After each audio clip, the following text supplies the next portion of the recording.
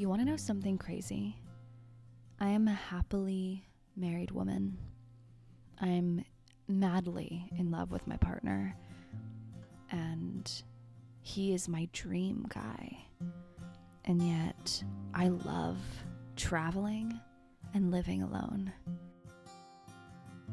I love being married. I love being a devoted wife to my husband. But I'm also so much more than that. I have my own life. If you're like me, you are a seeker, here to learn and grow and evolve and experience everything that this life has to offer. Maybe you too are a seeker of spiritual knowledge and growth.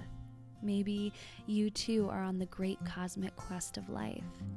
And let me tell you, when you travel the world alone, you get that.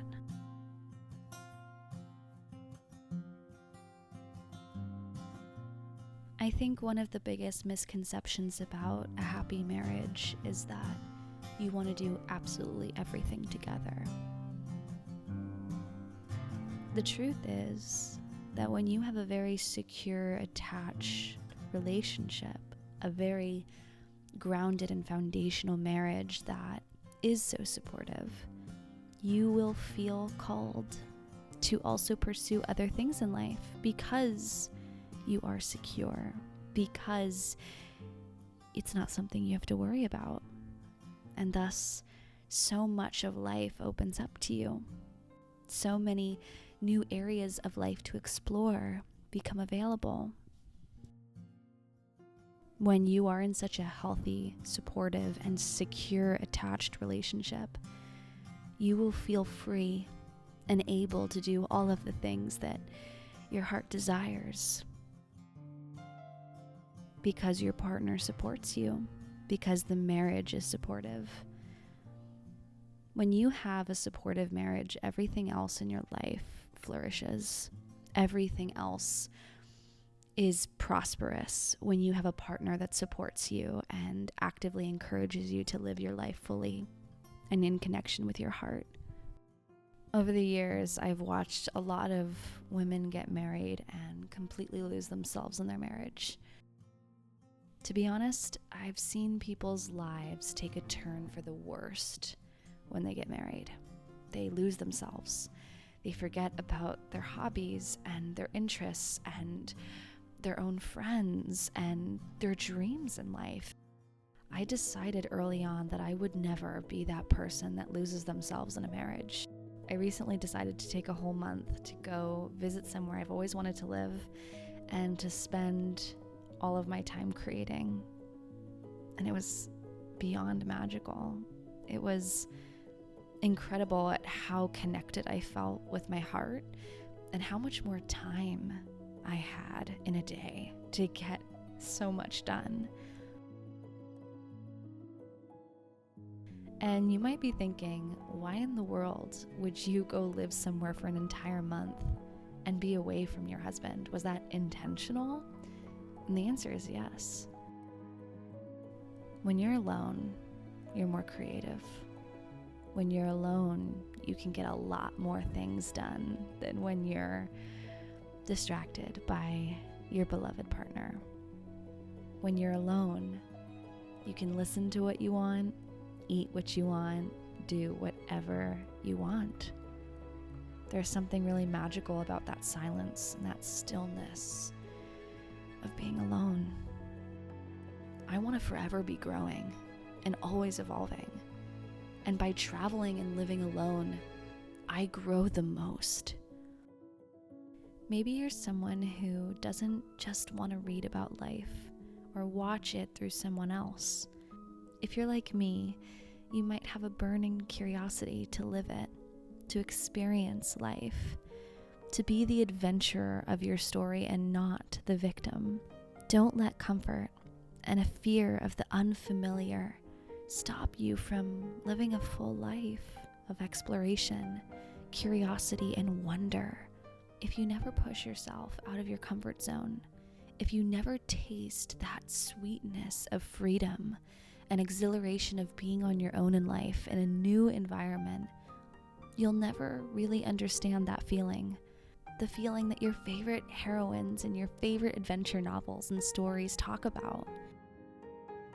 When you travel and live alone, you gain a confidence that you never had before, a certain untapped self-reliance, bravery, and adaptability to life. And living and traveling alone helps you gain trust in yourself. When you travel the world alone, it helps you trust yourself and trust in life. And you'll realize how much safer you are in this world than you think. Traveling the world alone has taught me how to be more courageous, but also more decisive. I'm forced to make my own choices, and I start to trust my ability to do so. One of the reasons why I love living and traveling alone is the epiphanies and the inspiration that comes to me in those moments of stillness and quiet. When you live alone, you gain a zoomed out perspective, an ability to see where you are in life and where you've been and where you're going. When you travel alone, you meet yourself, uncovering hidden layers and desires, interests that are so authentic without all of the distractions. You encounter stillness. In the silence is clarity. And I'm not going to allow society or tradition to dictate whether or not I maintain my independence. Because let's be honest, most people who get married sacrifice their dreams, leave behind their girlfriends, let go of their hopes and desires in life in order to make their partner feel comfortable. I have no interest in just being a wife. I have no desire to have the word wife on my tombstone. I am so much more than that.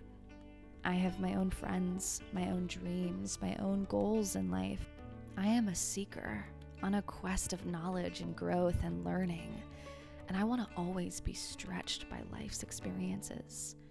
And if that means I need to be alone to experience the full breadth of this life, I will do that. Being alone is one of the greatest ways that you can honor yourself. And it's something to hold on to and cherish forever. To anyone out there who thinks that you can't pursue your own dreams in life while still being married, to anyone who thinks that you can't travel the world alone and live alone while being married, I challenge you to ask yourself where that idea came from. Is this true? I challenge you to walk the beat of your own drum, to dance when there's no music playing, and to make your own rules about marriage, to create a marriage with intention, and that is authentically led by you and your partner.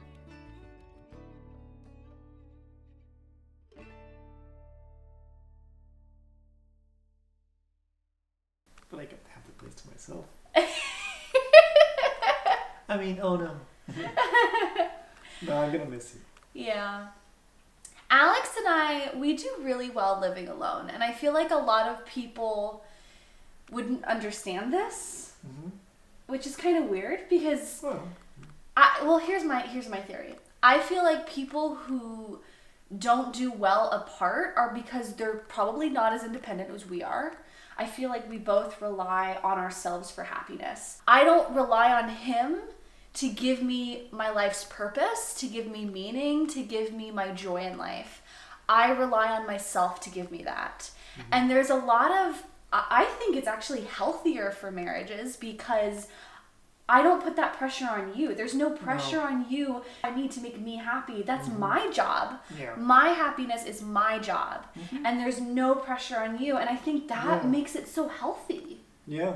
I mean, it's up to us to make each other, make ourselves happy. Yeah. And we can also contribute to each other's happiness. Yeah. But we can do both. And it's kind of like, sometimes some partners get lost with their partner, and then they don't remember what they used to like anymore because it's all something that we do instead of something that I do. Exactly. And it's good to have a balance of both, of I do this and we do this, and we do some activities together and we do some activities separately, you know? Yeah. Yeah. I feel like this is, honestly, I think this is one of the best ways to keep a marriage really strong, passionate, and a sense of aliveness is you have your life and you have your life together. And you don't put that pressure on someone else to give you everything. Mm-hmm. Your partner does not need to be your inspiration. Your partner does not need to be your muse. Your partner can simply be your teammate through life and your lover, of course. But your teammate doesn't mean your partner has to be the fucking like, doesn't need to be that way. In fact, I think it's a lot healthier if it's not. I have a lot of strong opinions on this. I'm heading to Iceland tomorrow morning, and I'm going to be gone for 2 weeks. Yeah. Are you going to be okay? Oh, yeah. I think right at the 2 weeks mark is how we've realized that that's when we start missing each other. Yeah. It's like 1 week is like, no, please keep on enjoying. And then a week and a half, it's like, okay. Yeah. And then 2 weeks is like, okay, now it's good for you to come back. Well, that's just how it is for us. Like, other couples might be different, you know. I think it's really important for someone not to sacrifice their life goals or their dreams just because their partner wants something else. For example, I have dreams to travel the world to all of my astrocartography lines and to eventually write a book and teach on this. That is my goal right now during my Saturn return project. And it's something that I'm really passionate about, and it's something I really, really want to do. Alex, on the other hand, wants to stay at home. He wants to be settled.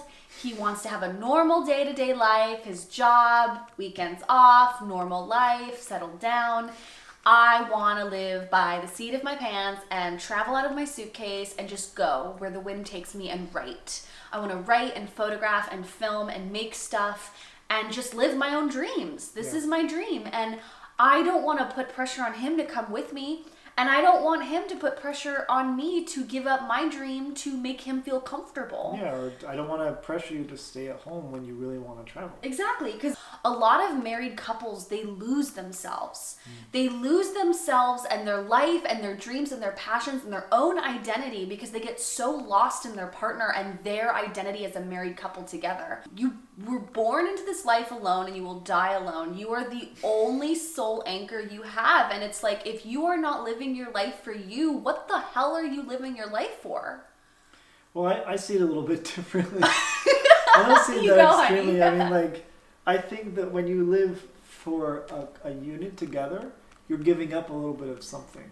But if you can live together and separately at the same time, you don't have to give anything up, you know? Exactly, and we have this nice back and forth balance. Yeah, nice balance. We have this perfect balance of I go travel, I come back, we base, we live, we nest, and then you go back and then I go back travel again. And sometimes I might not be gone. I'll be staying here for a month, and then other times I might be here a week. Like I just got back from the Baltic, the Finland area. I'm here for a week, and then I'm going back out to Iceland tomorrow. That's only a week, but there'll be other times where I'm here longer. Yeah, hopefully. And depends on how much you love traveling, you love your home. I mean, that's both like. Well, here's the thing though. I love our house. I love our apartment. I love our town. I'm so happy here. This is the happiest, nicest, most wonderful place we've lived in France. Guys, we have lived in so many apartments and like houses since we moved to France 5 years ago. This is my favorite now.